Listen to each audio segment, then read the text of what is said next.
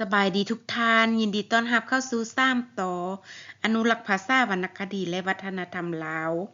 มื้อนี้พวกเราจะมาเชิญท่านไปสัมผัสเทศกาลดอกซากุระวันที่25วันที่22ธันวาปี2024ที่แขวงหัวพันแขวงหัวพันเป็นแขวงที่มีที่ตั้งความสำคัญทางประวัติศาสตร์เป็นถิ่นกำเนิดของสปป.ลาวเป็นแขวงที่มีท่าแหงด้านการท่องเที่ยวประวัติศาสตร์ธรรมศาสตร์และวัฒนธรรมเป็นต้นแม่นประวัติศาสตร์เมืองเวียงไสหินตั้งหัวเมืองผูผ้าทีบ่อน้ำฮ้อนเมืองเฮียมน้ำตกตาดสะเลยพร้อมเดียวกันสิ่งที่โดดเด่นแม่นการตำฮูกถอไม้ซี่ไม้ลายมืออันปานีตของเอ่ยน้องแม่หญิงสาวหัวพันนอกนี้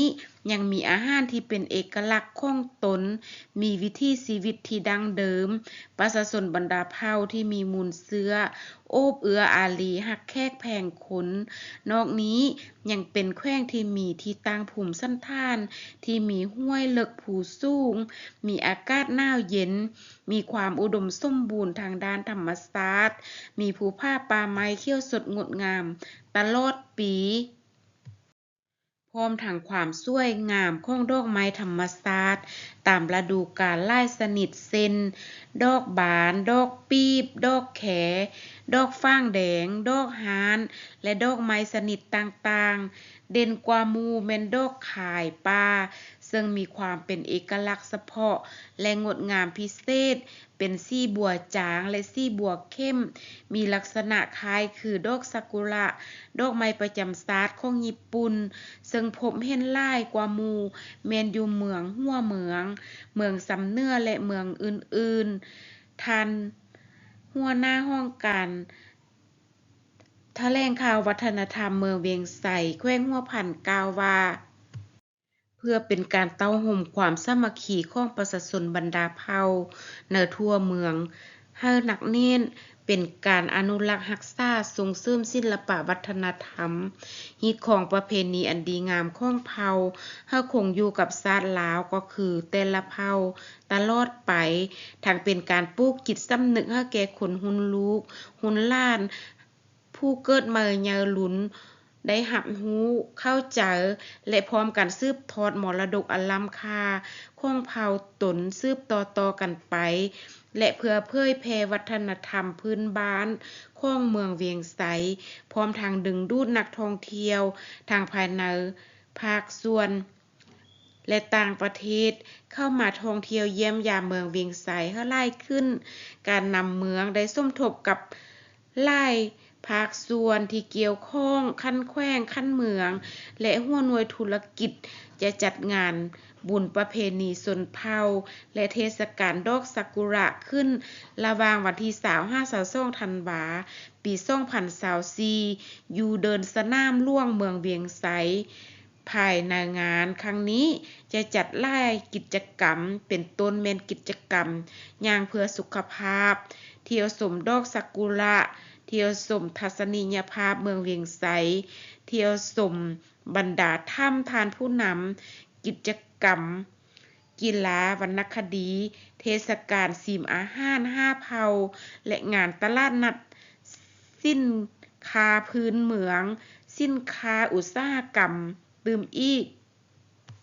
ในระยะผ่านมาก็คือปัจจุบันอำนาจการปกครองแขวงหัวพันได้ซุ่มเสริมการพัฒนาเทศบาลตัวเมืองสำเนื้อมีความสวยสดงดงามเป็นตัวเมืองสีเขียวแบบธรรมชาติเคียงคู่กับการพัฒนาบรรดาเมืองต่างๆภายในแขวงในปี2008ทางแขวงได้เริ่มปลูกดอกข่ายป่าหรือเอิ้นว่าดอกพันพนาปลูกเป็นต้นไม้ประดับภายในเทศบาลตัวเมืองสำเนื้อจำนวน400ต้นและในปี2010ก็ได้มีการปลูกเพิ่มตามเส้นทางเลข6แต่ผู้เล้า5เทศบาลตัวเมืองสำเนื้อเวียงไสและเลียบตามเส้นทางสนามบินน่องค้างและบ่อนอื่นๆที่มีเงื่อนไขมาฮอดปัจจุบันทั่วแขวงหัวพันได้ปลูกดอกข่ายป่าทั้งหมดจำนวน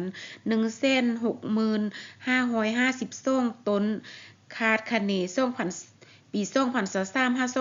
2025จะปลูกเพิ่มเติมตามจุดต่างๆใน10เมืองภายในแขวง